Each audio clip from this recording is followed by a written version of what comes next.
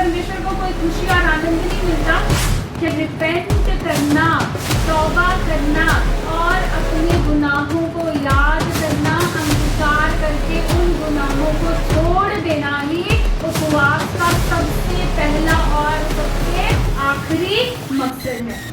तो ज्यादातर लोग फास्टिंग इसलिए करते हैं कि उन्हें कुछ ना कुछ प्रभु से मिल जाए, कोई ना कोई आशीष प्रभु से मिल जाए।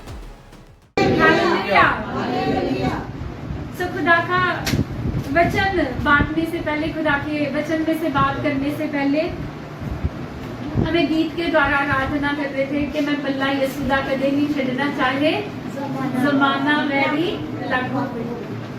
सो आज यही चल रहा है, हम केवल जब यीशु मसीह के पीछे चलना शुरू करते तब नहीं, आप सोच ही लो कि आज से मैंने यीशु मसीह के पीछे चलना है, तो समझ लो सारे आपके दुश्मन, सारे आपके बैरी हैं।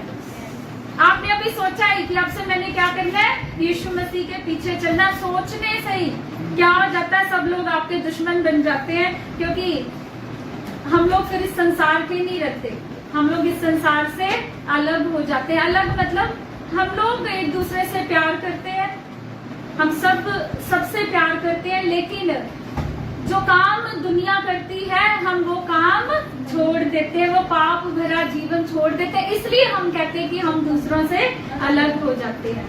सो प्रभु का धन्यवाद हो, बड़ा ही अच्छा गीत है कि चाहे कैसी भी, क्योंकि अभी लगभग हर मसीह को ये फेस करना पड़ता है कि आप देखो, यूट्यूब खोलो, फेसबुक खोलो, कहीं पर भी आप खोलो, न्यूज सुनो, तो मसीह लोगों को बहुत ज्यादा परसिक्यूट किया जा रहा है जगह जगह पे। तो ये समय है कि हम एक दूसरे के लिए दुआएं करें, एक दूसरे के लिए प्रार्थनाएं करें कि इस समय में जब तक सब कुछ अच्छा है, दुआ प्रार्थना करना बड़ा आसान है, लेकिन जब हमें लगता है सारा कुछ विपरीत है, तब प्रार्थना करना थोड़ा सा मुश्किल लगता है लोगों को। लेकिन हम दुआ प्रार्थना में बने रहें और अपने मसीह बहन भाइयों के लिए प्रार्थना करते रहे कि इस विपरीत परिस्थिति में भी हम सब लोग अपने ईमान में और अपने विश्वास में मजबूत रहे, पक्के रहे और ईमानदार रहे। हालेलुया। तो आज का वचन जो है वो ऐसे है कि आपने बहुत बार सुना होगा उपवास के बारे में और प्रार्थना के बारे में, आपने फास्टिंग के बारे में सुना होगा, उपवास प्रार्थना के बारे में बहुत सारी चीजें हमने सुनी है कि जब हम उपवास करते हैं तो स्पिरिट का रियल्म खुल जाता है, पावर मिलती है, बहुत सारी चीजें हम उपवास के बारे में सुन चुके हैं, सीख चुके हैं। लेकिन आज हम बात करेंगे कि उपवास रखने का मकसद चाहे कोई भी हो, उपवास रखने का रीजन, उसका कारण चाहे कोई भी हो, लेकिन उसमें सबसे इम्पोर्टेंट चीज, सबसे जरूरी बात, जब आप उपवास में जाते हैं तो सबसे जरूरी बात क्या है जो कभी नहीं भूलनी, कि आपने अपने विषय के लिए प्रार्थना करने से पहले याद रखना है कि रिपेंट करना,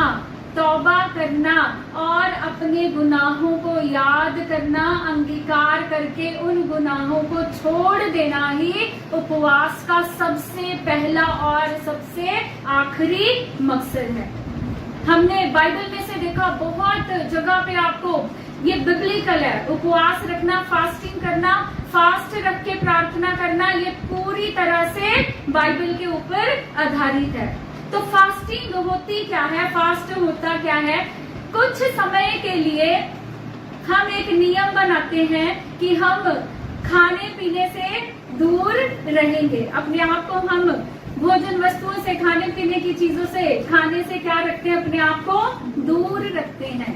तो आपके भूखे रहने से परमेश्वर को कोई खुशी और आनंद नहीं मिलता कि हम भूखे रहेंगे तो इससे क्या होगा, खुदा को खुशी मिलेगी, ऐसा कुछ भी नहीं है। लेकिन जब हम फास्टिंग करते हैं, जब हम उपवास करते हैं, तो हम अपने शरीर को आत्मा के अधीन लेके आते हैं। हालेलुया। क्योंकि हम जानते हैं कि शरीर की इच्छाएं, शरीर की डिजायर्स कुछ और है, शरीर कुछ और करना चाहता है, लेकिन आत्मा कुछ और करना चाहती है। आत्मा आत्मिक कामों को करना करना चाहता है दुनियादारी की बातों को, आंखों की बातों को, जुबान की बातों को पूरा करना चाहता है। तो जब हम फास्टिंग रखते, उपवास रखते, पहली चीज क्या होती है कि हम अपने शरीर को, शरीर की बातों को, शरीर की इच्छाओं को, शरीर की कामनाओं को हम आत्मा के अधीन ले आते हैं। Hallelujah, hallelujah. शरीर जो हम पे हावी होना चाहता है, शरीर जो हमें कंट्रोल करना चाहता है, हम शरीर को उपवास के द्वारा किसके कंट्रोल में ले आते हैं? आत्मा के कंट्रोल में लेके आते हैं। Hallelujah, hallelujah. और उससे भी बढ़कर जब हम उपवास करते हैं तो हम अपने आप को परमेश्वर के सामने नम्र करते हैं, दीन करते हैं, हम्बल करते हैं। आप कभी ऑब्जर्व करके देखना या आप इस चीज को एक्सपीरियंस करके देखना कि आपका वो दिन जिसमें आप उपवास में नहीं है, आप खा पी रहे हैं, सब कुछ आनंद कर रहे हैं, मजे ले रहे हैं, खा पी रहे हैं अच्छे से, वो दिन और एक ऐसा दिन जिसमें आपने क्या घोषणा किया, आप क्या करेंगे? आज उपवास करेंगे। वो उन दिनों से वो उपवास वाला दिन बिल्कुल अलग होगा। आप देखेंगे आपका ध्यान दुनियावी किसी बात की तरफ जा ही नहीं रहा। आप देखेंगे आप सारा दिन आपका ध्यान किसकी ओर लगा हुआ है? परमेश्वर की ओर, उसके वचन, उसके कलाम की ओर लगा है, या आप सारा दिन आराधना ही करते रहेंगे। ऐसे होता है या नहीं होता? होता है ना। तो शरीर, जब हम उपवास प्रार्थना करते हैं, अपने आप को दीन करते हैं, परमेश्वर के सामने सरेंडर कर देते हैं, अपने आप को पूरी तरह से खुदा के हाथ में सौंप देते हैं, तो उस समय क्या होता है कि परमेश्वर हमारे करीब आते हैं। Hallelujah, hallelujah, hallelujah, hallelujah. तो उपवास करने के बहुत सारे कारण है। लोगों के पास कुछ ना कुछ मकसद होता है हमेशा उपवास करने का, कि मैंने 40 दिन के रोजे रखे हैं, 40 दिन की फास्टिंग में हूँ, प्रभु मेरा ये काम हो जाए। मैंने 40 दिन के रोजे रखे, सिस्टर मुझे जॉब मिल गई। मैंने 40 डेज की फास्टिंग की, मुझे ये ABCD कोई भी मुझे आशीष ब्लेसिंग मिल गई। तो ज्यादातर लोग फास्टिंग किस लिए करते हैं? कि उन्हें कुछ ना कुछ प्रभु से मिल जाए, कोई ना कोई आशीष प्रभु से मिल जाए। पर मैं आपको एक भेद की बात बताती हूँ कि जब हम उपवास करें, जब हम फास्टिंग में जाए, तो पहला काम जो कभी नहीं भूलना, हमारी जो डिजायर्स हैं, हमारी जो इच्छाएं हैं, कामनाएं हैं, जो हम परमेश्वर से पूरा करना चाहते हैं, वो सब सेकंड नंबर पे है, वो सब बाद की बात है। पहले नंबर पे जब हम उपवास करें तो किस लिए करें? रिपेंट करने के लिए, पश्चाताप करने के लिए, तौबा करने के लिए। और जैसे ही हम ये करते हैं तो हम पूरी तरह से अपने शरीर को परमेश्वर के या आत्मा के अधीन ले आते हैं। हालेलुया। एक वचन आप मेरे साथ खोलेंगे पवित्र कलाम में से, एजरा उसका 8 अध्याय 21 से 23 आयत लिखा, तब मैंने वही अहवा नदी के पास उपवास की घोषणा की कि हम अपने परमेश्वर के सामने अपने को दीन करें और उससे अपने तथा अपने बाल बच्चों तथा अपनी संपत्ति के लिए सुरक्षित यात्रा की विनती करें। मैं तो मार्ग के शत्रुओं से अपनी रक्षा हेतु राजा से सैन्य दल तथा घुड़सवारों की सहायता मांगने से लजाता था, क्योंकि हम राजा से कह चुके थे, हमारे परमेश्वर का हाथ उसके सब खोजियों पर सदैव बना रहता है, परंतु उसकी शांति और उसके क्रोध सदैव उन पर बना रहता है जो उसको त्याग देते हैं। इसी बात को लेकर हमने उपवास किया और अपने परमेश्वर से विनती की और उसने हमारी सुनी। अब पहले नंबर पे ये 8 अध्याय, एजरा की पुस्तक उसका 8 अध्याय 21 से 23 आयत में वर्स नंबर 21 to 23, 21 to 23, इसमें कुछ चीजों के ऊपर हम ध्यान देंगे। इसका जो बैकग्राउंड है, ये कब की बात है? जब परमेश्वर ने इजराइलियों को बंधुआई में से निकाला। अब इन्होंने वापस फिर से कहां पे जाना था? वायदा किए हुए देश में जब जाना था।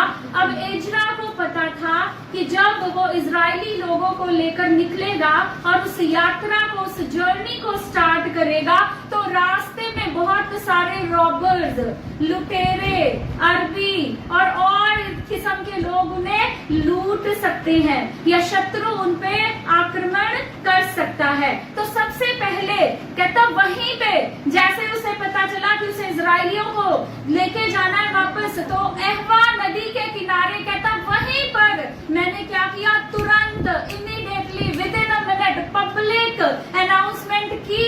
किसकी? फास्टिंग की। किसकी अनाउंसमेंट कर दी? पब्लिकली फास्टिंग की, ओपन अनाउंसमेंट की। अब हम क्या करेंगे? फास्टिंग करेंगे, उपवास प्रार्थना करेंगे। कारण क्या था? कहता पहले नंबर पे हमने क्या करेंगे? अपने आप को अपने परमेश्वर के सामने, अपने खुदा के सामने अपने आप को क्या करेंगे? दीन करेंगे, नम्र करेंगे, हम्बल करेंगे। आज बहुत सारे लोग हम देखते हैं ना फेसबुक पे, मीडिया पे, सोशल मीडिया पे, बहुत सारे लोग कहते हैं हम देख लेंगे कि इनका परमेश्वर क्या कर सकता है, कुछ कर सकता है या नहीं कर सकता। चैलेंज देते हैं वो लोग। किसको देते हैं चैलेंज? परमेश्वर को। लेकिन परमेश्वर वो खुदाओं का खुदा, राजाओं का राजा, जिसने आपको और मुझको और इस कायनात को उसने खुद सृजा, उसने इस कायनात की रचना की, क्या वो आपके चैलेंज पे काम करके दिखाएगा?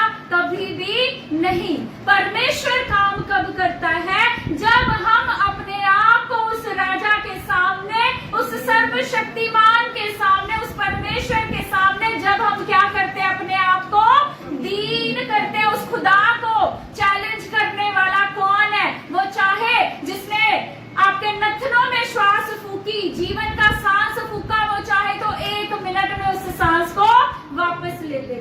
उसको चैलेंज करना मतलब बहुत बड़ी मूर्खता। तो एजरा नबी क्या कहता है? कहता सबसे पहले हमने क्या किया? अपने आप को परमेश्वर के सामने दीन किया। और अब एक पर्पस, मैंने आपको क्या बोला कि फास्टिंग आप किसी भी पर्पस के लिए करो, किसी भी इच्छा को पूरा करने के। इन लोगों ने किस लिए फास्टिंग करी? क्योंकि इन्होंने एक यात्रा करनी थी, इन्होंने एक जर्नी करनी थी, यात्रा करनी थी। और उस यात्रा में तरह तरह के लोग उन्हें लूट सकते थे और वो उन रॉबर्स, उन लुटेरों से अपनी धन संपत्ति, अपने माल, अपने बच्चों और औरतों की रक्षा के लिए उन्होंने क्या किया? फास्टिंग की। अब एजरा नबी क्या बता रहा है? वो कहता मैं राजा से चाहता, क्योंकि एजरा क्या था? राजा का पियाऊ था। तो एजरा नबी चाहता मैं राजा को बोल सकता था कि हमें सोल्जर्स, सिपाही दे दे जो क्या करें? हमारी रक्षा करें या सुरक्षित हमें हमारी जगह पर पहुंचा दे। लेकिन एजरा नबी क्या कहता? कहता मैं राजा से ये बात करने में लज्जाता था, मुझे शर्म आती थी कि मैं राजा से कैसे सैनिकों की सुरक्षा मांगू। क्योंकि कहता हमने अपने परमेश्वर के बारे में बड़ी बड़ी बातें राजा के सामने की थी। Hallelujah, hallelujah. अब जब हम बड़ी बड़ी बातें करते हैं और हम चाहते हैं कि परमेश्वर उसी तरह से हमारे जीवन में काम करे, तो वो काम किसी चैलेंज से नहीं होगा। वो काम कैसे होगा? अपने आप को परमेश्वर के सामने दीन करने से। अब एजरा ने पब्लिकली अनाउंस किया हवा नदी के ऊपर, घोषणा कर दी कि अब से हम सब क्या करेंगे? उपवास प्रार्थना करेंगे। और उस उपवास प्रार्थना का पहला मकसद कि हम अपने आप को अपने खुदा के सामने क्या करेंगे? हम्बल करेंगे, दीन करेंगे, नम्र करेंगे। और फिर कहता उसके बाद और उससे अपने तथा अपने बाल बच्चों तथा अपनी संपत्ति के लिए सुरक्षित यात्रा की विनती करेंगे। आपकी जो भी विनतियां हैं, आपकी जो भी रिक्वेस्ट है या आपकी जो भी इच्छाएं हैं, वो आप दूसरे नंबर पे परमेश्वर के सामने रखें। सबसे पहले आप क्या करें? अपने आप को परमेश्वर के सामने नम्र करें। नम्र करने का अर्थ क्या है? जब हमारा अपना कुछ भी नहीं रह जाता। हमारी अपनी कोई सोच, हमारी अपनी कुछ इच्छाएं कुछ भी नहीं है।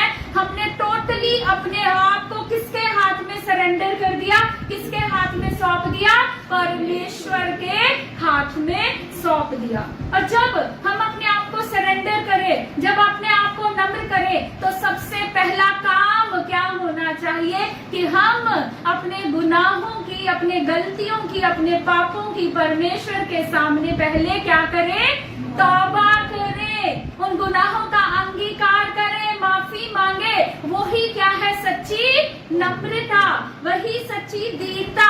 That is the total surrender in front of God. वही परमेश्वर के सामने क्या है? सच्चा समर्पण है, वही सच्चा सरेंडर है। फिर उसके बाद आप क्या करें? अपनी विनतियां अपने परमेश्वर के आगे रखें, जैसे एजरा ने किया।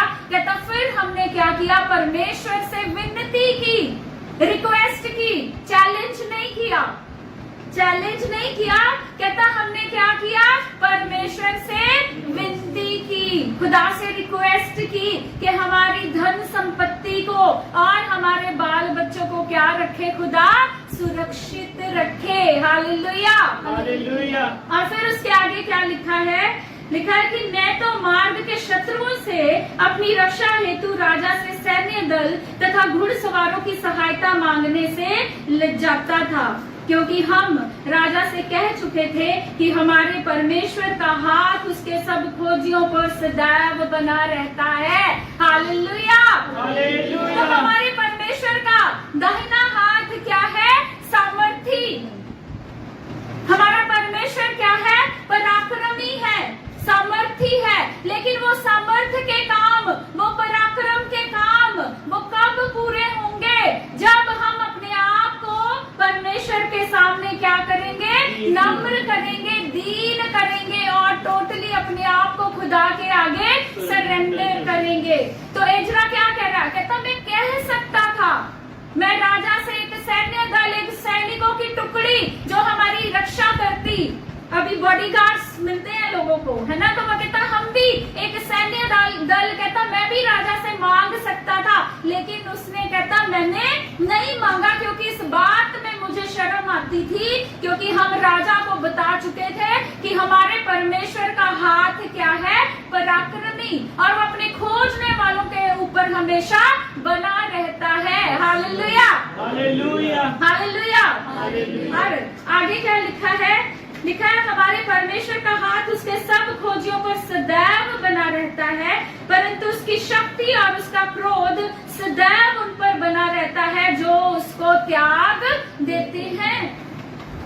परमेश्वर का क्रोध उन लोगों के ऊपर बना रहता है जो उसको त्याग देते हैं। पर जो लोग खुदा के साथ जुड़े रहते हैं, जो उससे प्रेम करते हैं, कौन उससे प्रेम करते हैं? जो उसके हुक्मों की पालना करते हैं, जो आज्ञाकारिता में चलते हैं, वो लोग परमेश्वर से प्रेम करते हैं। और कौन लोग हैं जिन्होंने परमेश्वर को त्याग दिया? जिन्होंने उसके हुक्मों को त्याग दिया, जिन्होंने उसके हुक्मों को नहीं माना, उन लोगों ने परमेश्वर को त्याग दिया।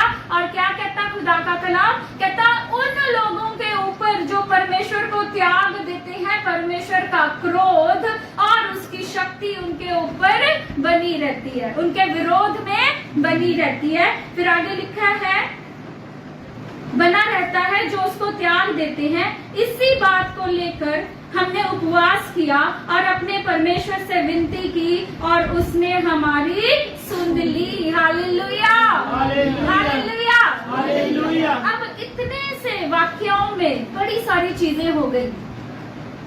पहले तो एजरा ने क्या किया? लोगों से बोला उपवास रखेंगे, अपने आप को परमेश्वर के आगे हम क्या करेंगे? दीन करेंगे। अब वही एक राजे के सामने अपने परमेश्वर की महिमा भी कर दी, अपने खुदा के बड़े कामों को प्रकट भी कर दिया। Hallelujah, hallelujah, hallelujah. और फिर जो विनती उन्होंने खुदा के आगे रखी थी, वही वो टेस्टिमनी भी दे रहा है। कहता हमने जो विनती उसके आगे, अपने परमेश्वर के आगे जो विनती रखी थी, जो प्रेयर रिक्वेस्ट रखी थी, कहता और वो उसने सुन भी ली। Hallelujah, hallelujah. तो हमारी प्रार्थनाएं, हमारी विनतियां परमेश्वर कब सुनता है? जब हम सचमुच अपने आप को खुदा के सामने क्या कर देते हैं, नम्र कर देते, हलीम कर देते, दीन कर देते, हम्बल कर देते हैं और अपने आप को परमेश्वर के हाथ में संपूर्ण रूप से समर्पित कर देते हैं। Hallelujah, hallelujah. तो अब जब हम उपवास करते हैं, उपवास से पहली चीज क्या होती है कि हम क्या बनते हैं, नम्र बनते हैं, हम दीन बनते हैं। आप देखना जिस दिन आपने उपवास रखा परमेश्वर के सामने तो आप दीन है ही बन जाते हैं, लेकिन आप लोगों के साथ भी अपना व्यवहार देखना बदला बदला सा लगेगा। अच्छा व्यवहार करते हैं आप लोगों के साथ, ऐसा ही है कि नहीं है? और जिस दिन आप उपवास में नहीं है तो घमंड वाला जो अंदर कीड़ा वो कभी कभी जाग जाता है, जो अंदर घमंड भरा वो कभी कभी सामने नजर आने लगता है। लेकिन जब हम उपवास और प्रार्थना में हैं तो हमारा व्यवहार भी बदला होता है, हम परमेश्वर के सामने भी नम्र हैं और हम लोगों के सामने भी मैक्सिमम कोशिश करते हैं कि हम नम्र और दीन ही रहें। हालेलुया। तो क्या हुआ इन सब चीजों से, क्या हुआ? हमारा शरीर, शरीर की इच्छाएं, शरीर के काम, शरीर की सब प्रकार की वासनाएं किसके नियंत्रण में आ गई, किसके कंट्रोल में आ गई? आत्मा के। हालेलुया। और हमें क्या चाहिए? मसीह लोगों को क्या चाहिए?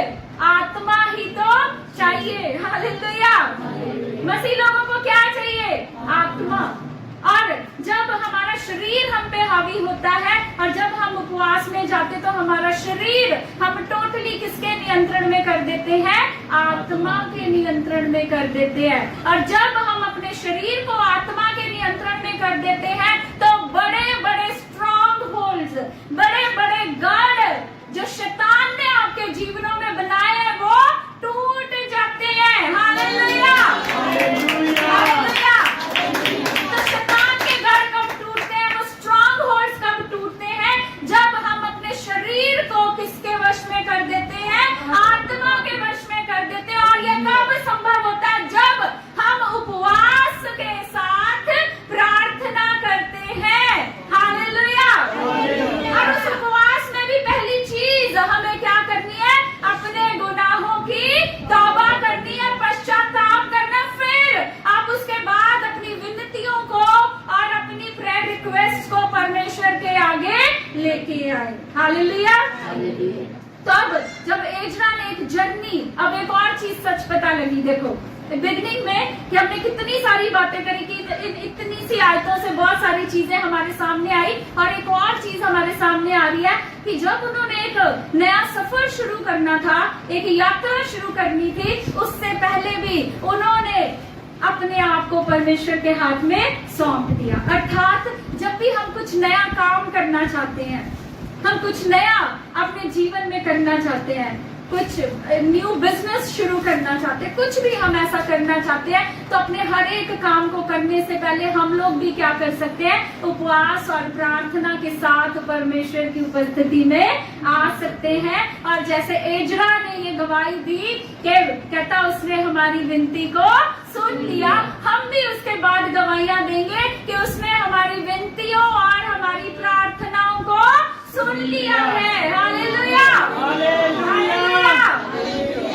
अब हम देखेंगे बाइबल में से कि कहां पर आप सब लोग जानते हैं, लेकिन आज हम इसमें थोड़ा सा कुछ और नया भी सीखेंगे।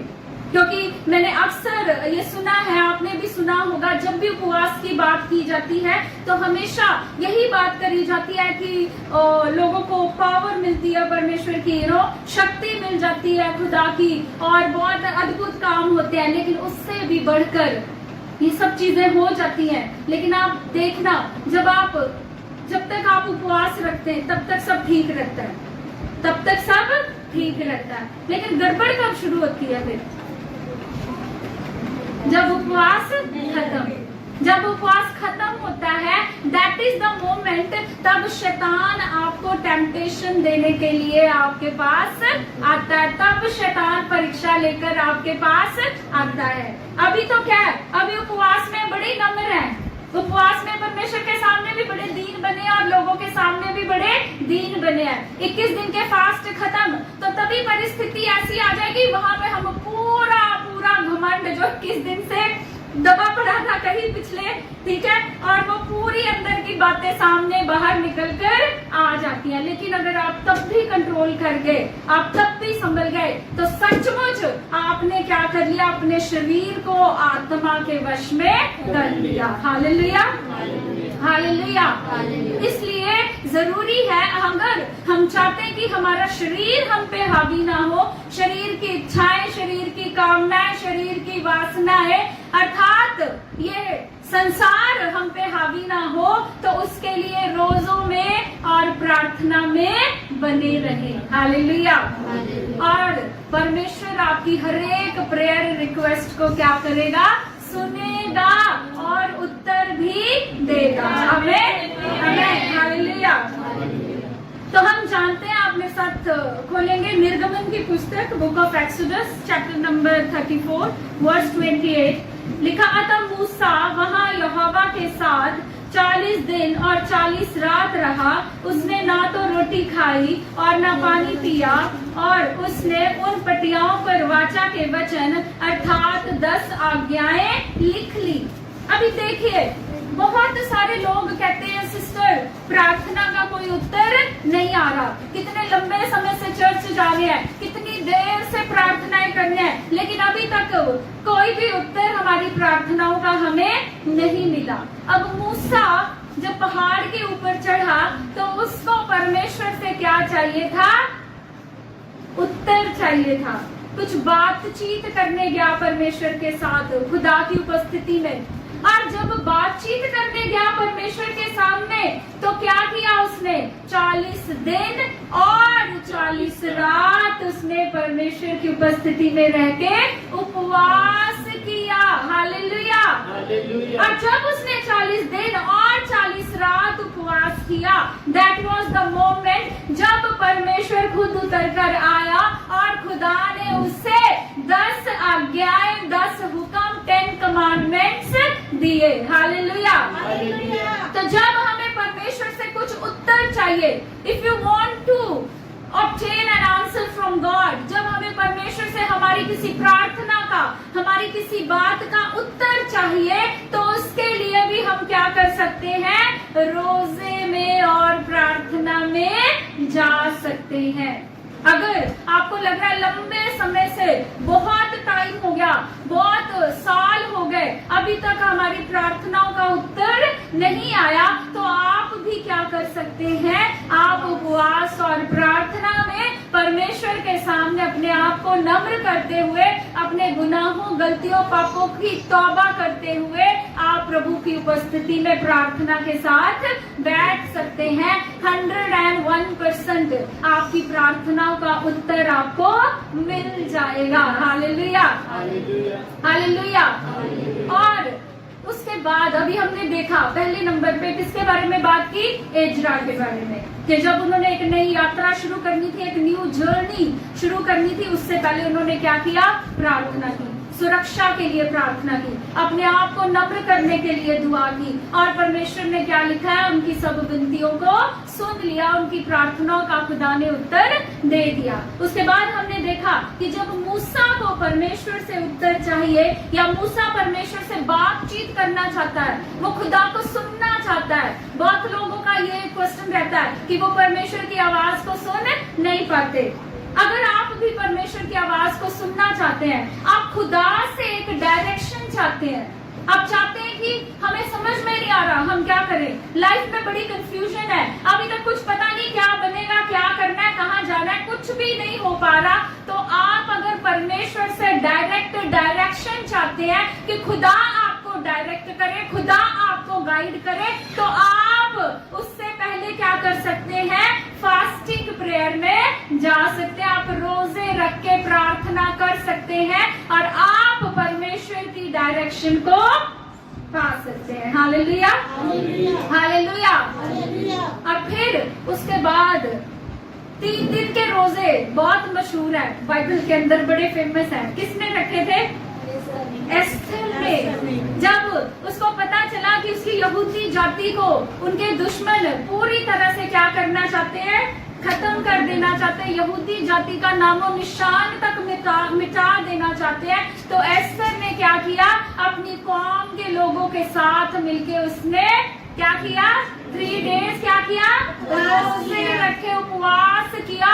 और परिस्थिति जो उनके अगेंस्ट थी, उनके विरोध में थी, पूरी जाति को खत्म करने वाली थी, पूरी की पूरी परिस्थिति बदल गई, उल्टी हो गई, ऑपोजिट हो गई। जो लोग उन्हें मारना चाहते थे वो लोग खुद ही मर गए। हालेलुया। जो लोग उनके विरोध में षड्यंत्र रच रहे थे, उन्हीं लोगों का खात्मा हो गया। और वो केवल किससे हुआ, उपवास और प्रार्थना के साथ। हालेलुया। अब इससे क्या पता चलता है कि आपकी परिस्थितियां चाहे आपके कितने भी विरोध में है, आपकी परिस्थितियां कितनी भी उल्टी हैं, आपको लग रहा है ये कभी ठीक नहीं हो सकती, ये कभी बदल नहीं सकती, ये कभी मेरे फेवर में नहीं आ सकती, लेकिन आप उपवास रख के जब परमेश्वर के सामने प्रार्थना करेंगे, अपने आप को दीन और नम्र करेंगे, तो इसी तरह से आपकी हर एक परिस्थिति जो आपके विपरीत है वो आपके फेवर में आ जाएगी। आमीन। हालेलुया। हर एक परिस्थिति जो आपके विरोध में आज आपको नजर आती है, वो हर एक परिस्थिति आपके फेवर में आ जाएगी। जो लोग आपको खत्म करने का षड्यंत्र रच रहे हैं, वो अपने षड्यंत्रों में फंसकर खुद ही खत्म हो जाएंगे। हालेलुया। हालेलुया। हालेलुया। एक वचन आप मेरे साथ और बोलेंगे,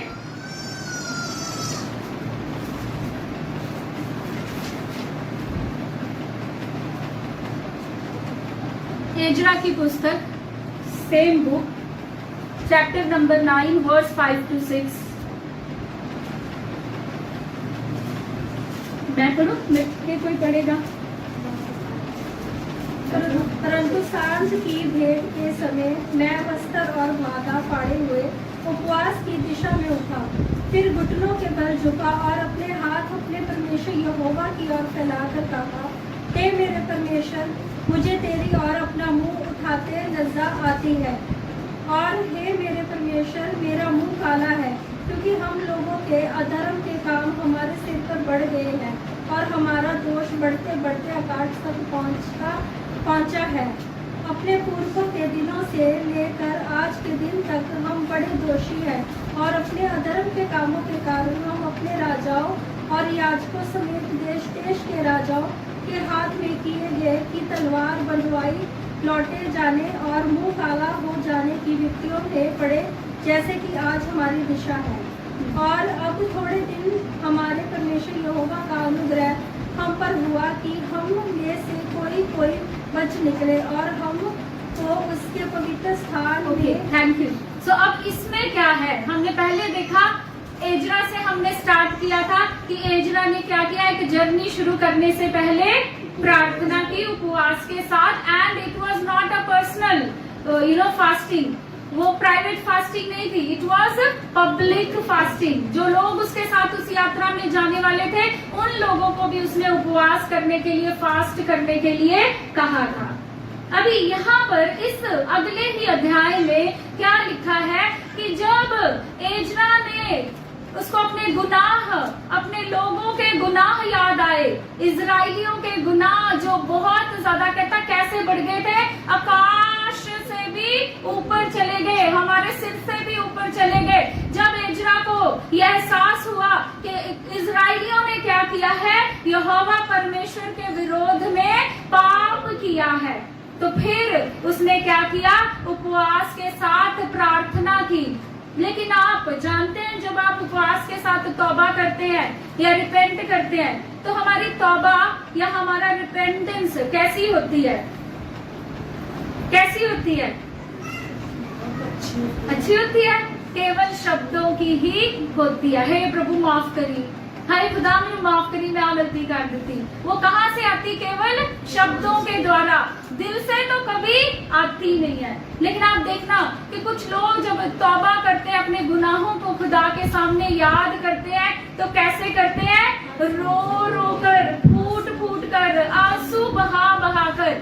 वही सच्ची तौबा है। वही सच्ची तौबा है। जब आप आंसू बहाकर खुदा के सामने रिपेंट करते, तौबा करते अपने गुनाहों के लिए, अपनी गलतियों के लिए, ओ दैट इज द टाइम जब परमेश्वर आपको फिर से क्या करता है, रिस्टोर करता है, आपके गुनाहों की माफी आपको देता है, क्षमा आपको देता है और आपकी सब तरह की मन की इच्छाओं को पूरा करता है। Hallelujah, hallelujah. अलग अलग समय पे अलग अलग लोगों ने क्या किया, फास्टिंग की, और हर व्यक्ति का मकसद क्या था, फास्टिंग करने का अलग अलग था। तो इससे हमें क्या पता चलता है कि हम वेरियस पर्पसेस के लिए, अलग अलग मकसदों के लिए हम क्या कर सकते हैं, फास्टिंग कर सकते हैं। लेकिन मैंने आपको एक चीज बताई कि आप फास्टिंग जिस मर्जी मकसद के लिए करो, लेकिन आपकी फास्टिंग का सबसे पहला मकसद क्या होना चाहिए, रिपेंटेंस। सबसे पहला मकसद क्या होना चाहिए, तौबा। जब भी आप किसी भी मकसद के लिए प्रार्थना करें तो सबसे पहले किससे शुरू करें, अपने गुनाहों के अंगीकार से। अपने गुनाहों को परमेश्वर के सामने माने, वही सच्ची दीनता है। परमेश्वर के सामने अपने आप को दीन करने का अर्थ क्या है, यही नहीं कि आप बैठ के 7 घंटे प्रार्थना की, लेकिन अगर आपके जीवन में कुछ गुनाह या कुछ पाप है तो अपने गुनाह और पाप आप कभी माने ही ना। आज लोग ऐसे भी फास्ट कहने के लिए वो पूरे साल के रोजे रखते हैं। मैं ऐसे लोगों को जानती हूँ, कहने के लिए वो पूरे एक साल के रोजे रखते हैं, लेकिन आप उन 1 साल के रोजों में उनको मिलके देखना, आपको मजा आ जाएगा। ना तो उनका गुस्सा कम हुआ, ना उनका क्रोध कम हुआ, ना चुगली और निंदा की आदत कम हुई, कुछ भी तो खत्म नहीं हुआ। तो वो रोजे कैसे हैं, उन रोजों से कभी भी परमेश्वर प्रसन्न नहीं होता। आप देखें, लोग 1 साल के रोजे रख रहे हैं, लेकिन अभी तक उनके बंधन टूटे नहीं। हमने तो अभी देखा कि जब हम रोजे रखते हैं तो घर टूट जाते हैं, स्ट्रॉन्ग होल्ड्स टूट जाते हैं, परमेश्वर हमारी विनतियां सुन लेता है, खुदा हमें सुरक्षा प्रदान करता है। हमने अभी देखा कि हमारी परिस्थितियां जो हमारे विपरीत है वो हमारे पक्ष में आ जाती है। लेकिन कभी कभी तो लोग आके बताते हैं कि हमने 40 दिन के, 80 दिन के रोजे रखे, हमने 1 साल के रोजे रखे, अभी भी उनके बंधन टूटने नहीं पाए, क्योंकि उन्होंने क्या नहीं किया, अपने रोजों में कभी भी तौबा नहीं की, अपने पापों का अंगीकार कभी भी परमेश्वर के सामने नहीं किया। खुदा ऐसे रोजों से कभी भी प्रसन्न नहीं होता। परमेश्वर कभी भी ऐसे रोजों से, ऐसी फास्टिंग से प्रसन्न नहीं होता। खुदा उस फास्टिंग, उस उपवास और प्रार्थना से प्रसन्न होता है जिसमें आप क्या करते हैं, अपने पापों की तौबा करते हैं और अपने पापों को छोड़ देते, पश्चाताप करते और परमेश्वर के हुक्मों की पालना करते हैं। Hallelujah, hallelujah, hallelujah, hallelujah, hallelujah. एक वचन और मेरे साथ खोलेंगे आप, ये शाया नबी की पुस्तक, चैप्टर नंबर 58 वर्स 4।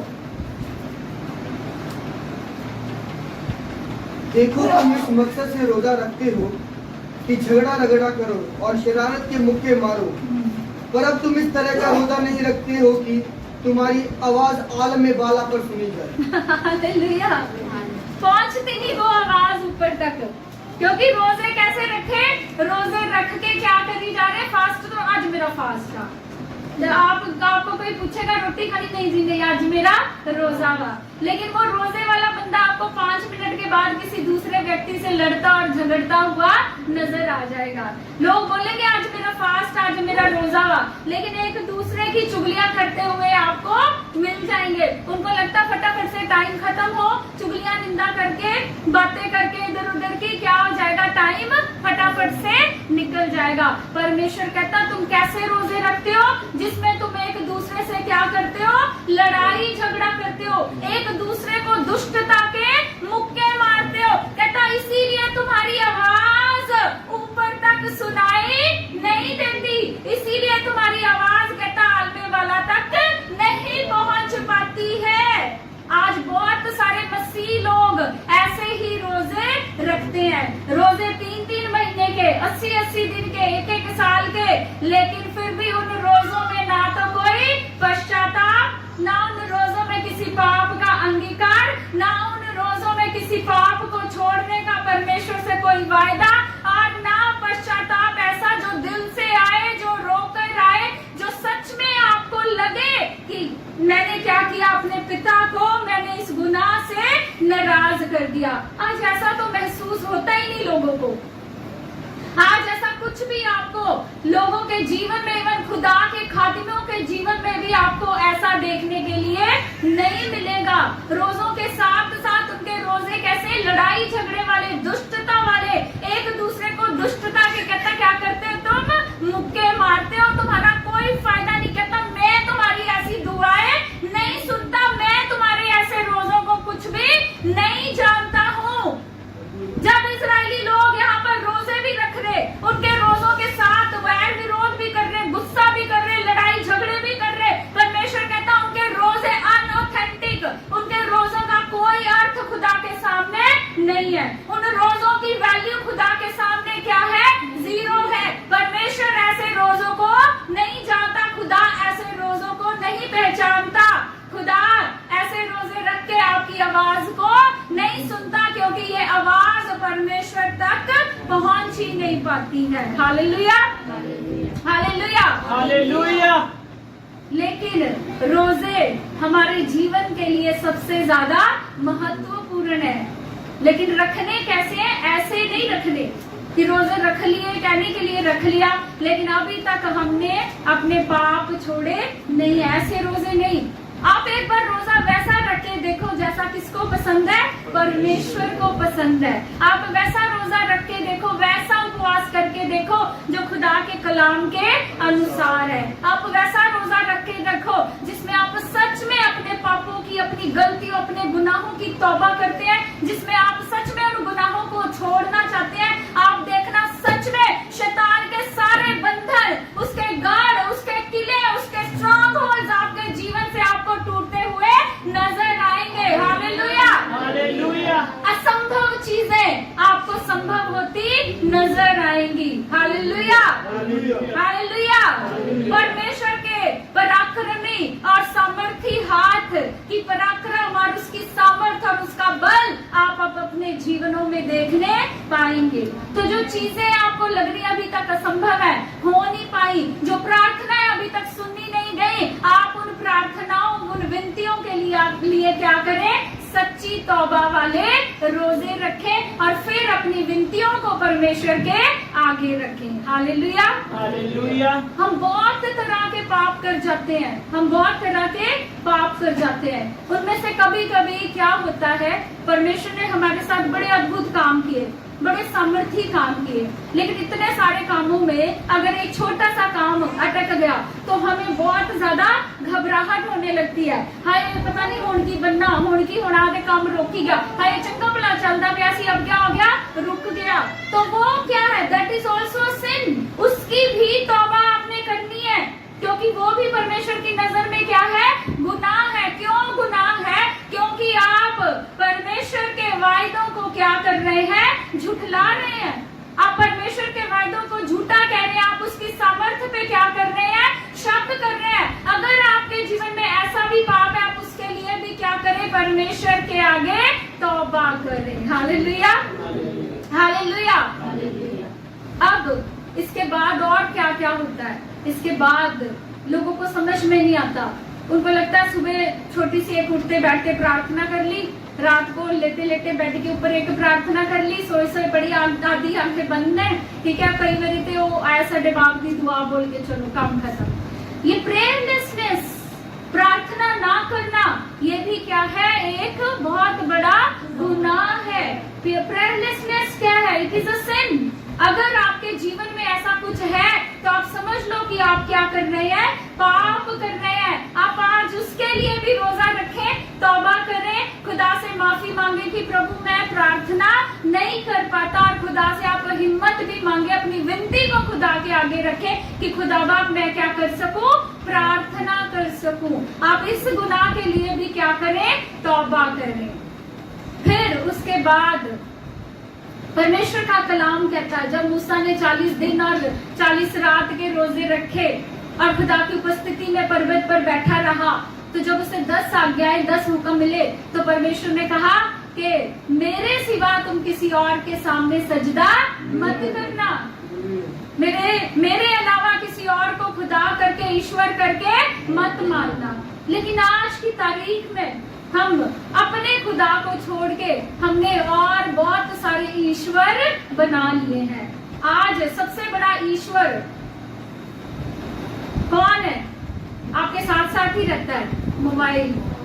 आज हर एक व्यक्ति का ईश्वर कौन बन चुका है? मोबाइल फोन बन चुका है। सारा दिन परमेश्वर का तो पता ही नहीं, खुदा का तो पता ही नहीं, दुआ बंदगी का तो हमें पता ही नहीं। लेकिन हम कहने के लिए कहते नहीं जी नहीं, ऐसे मूर्ति पूजा नहीं करते, नहीं जी नहीं, हम आइडल वर्शिप नहीं करते। लेकिन ये मोबाइल ही तो सबसे बड़ा क्या है? आइडल। सबसे बड़ी मूर्ति तो आप जेब में और पर्स में डाल के घूमते रहते हैं और सारा दिन इसी के साथ हम चिपके रहते हैं। तो हम तो परमेश्वर को छोड़ के हम किसको सजदा कर रहे हैं? इस मोबाइल फोन को। और कभी कभी लोगों के जीवन में ये मेरा बॉयफ्रेंड है, मेरी गर्लफ्रेंड है, मेरी माँ है, मेरी बहन, तो हम वो तो मुझे चर्च नहीं आने देते, वो तो मुझे परमेश्वर के कामों से रोकते हैं। तो हम परमेश्वर को छोड़ के ज्यादा तवज्जो, ज्यादा इंपॉर्टेंस किसको देते हैं? अपने इन रिश्ते नातों को। बहुत सारे लोग चर्च में आके सेवा करते हैं, गर्लफ्रेंड के लिए सेवा ही छोड़ दी, बॉयफ्रेंड के लिए सेवा ही छोड़ दी। तो उनका खुदा कौन बना हुआ है? उनका बॉयफ्रेंड।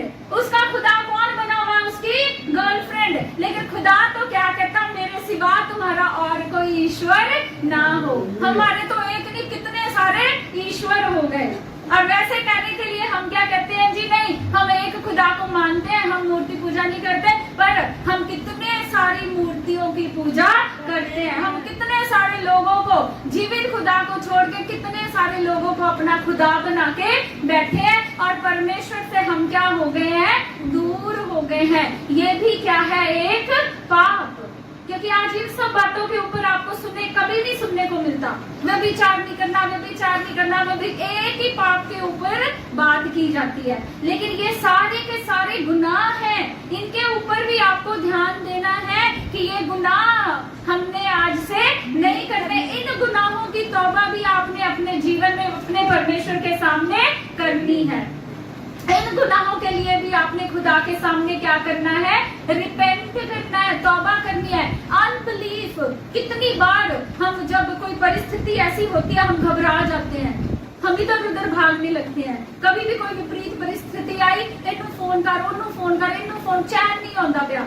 लेकिन इतने सारे लोगों को फोन करने से अच्छा क्या है कि हम कहाँ जाए? अपने परमेश्वर के सामने घुटने टेके और किससे बातें करें? परमेश्वर से बातें करें। जब हम ऐसा करते हैं इसका मतलब हम परमेश्वर के सामने क्या दिखा रहे हैं? अविश्वास, अनबिलीफ को दिखा रहे हैं। और वो भी परमेश्वर की नजर में क्या है? एक गुनाह है। तो आपने इन सब बातों को, इन सब गलतियों और गुनाहों को भी ध्यान में रखते हुए परमेश्वर की उपस्थिति में क्या मांगना है? खुदा से माफी मांगनी है, तौबा करनी है। तो आज हम जानते हैं कि आज हमारी संगति में, इस भवन में अभी हम प्रभु भोज लेंगे। खुदा के पाक बदन को और उसके लहू को हम ग्रहण करेंगे। लेकिन उसको ग्रहण करने से पहले मैं चाहती हूँ आप लोग क्या करें? एक अच्छी वाली तौबा करें, अच्छी वाली तौबा करें, पश्चाताप करें। अपने सब बड़े और छोटे गुनाहों के लिए खुदा से क्या मांगे? माफी मांगे। प्रभु से आप अनुग्रह और फजल मांगे कि आप उन गुनाहों को छोड़ पाए, दोबारा उन गुनाहों को अपने जीवन में ना दोहराए। और तब आप जब परमेश्वर के बदन और लहू को स्वीकार करेंगे, तो आपने पिछले लास्ट सैटरडे एक सिस्टर की टेस्टिमनी सुनी थी कि उनको शी इज प्रेग्नेंट, उन्होंने कंसीव किया है और डॉक्टर ने कहा था कि उनका बेबी जो है वो डिसलोकेट, अपनी पोजीशन पे, अपनी प्लेस पे नहीं है। तो उन्होंने कहा कि जब मैंने प्रभु भोज लिया तो उससे पहले उन्होंने प्रार्थना की थी कि परमेश्वर सब कुछ ठीक हो। और डॉक्टर्स की रिपोर्ट्स पे वो विश्वास नहीं किया, उन्होंने दुआ करके उन्होंने प्रभु भोज लिया। और इतने सारे दवाइयों के पत्ते वो साथ लेके आई थी, उनमें से उन्होंने एक भी दवाई नहीं खाई। और जब दोबारा प्रभु भोज लेने के बाद डॉक्टर को चेक कराया तो बेबी बिल्कुल नॉर्मल था, अपनी पोजीशन पे था। और खुदा ने उनको इतनी बड़े मुसीबत में बचाया। तो ये कब है? जब आप सच्ची तौबा के पाप के साथ एक बात और बता दूं, जब आप पाप में रहते हुए खुदा के पाक बदन को ग्रहण करेंगे, प्रभु भोज लेंगे, तो आप बीमार रह सकते हैं। आप बीमार रह सकते हैं। बहुत सारे लोग प्रभु भोज ऐसे ही लेते रहते हैं और उनके ऊपर कोई ना कोई बीमारी एक से निकले दूसरी चल पड़ी, एक से निकले दूसरी आ जाती है। लेकिन परमेश्वर का पाक बदन आपने कभी भी बिना तौबा किए, रिपेंट किए नहीं लेना। आपने खुदा के पाक बदन को कब स्वीकार करना है? स्वीकार करने से पहले अपने गुनाहों की तौबा करनी है, माफी मांगी और फिर खुदा के पाक बदन को स्वीकार करना है। मैं सच कहती हूँ, आपके शरीर के अंदर एक भी बीमारी नहीं रह सकती। हालेलुया। हालेलुया। तो आज का वचन आपके जीवन में छुटकारा लेके आए। प्रभु आप सबको बरकत दे। आमीन। आमीन।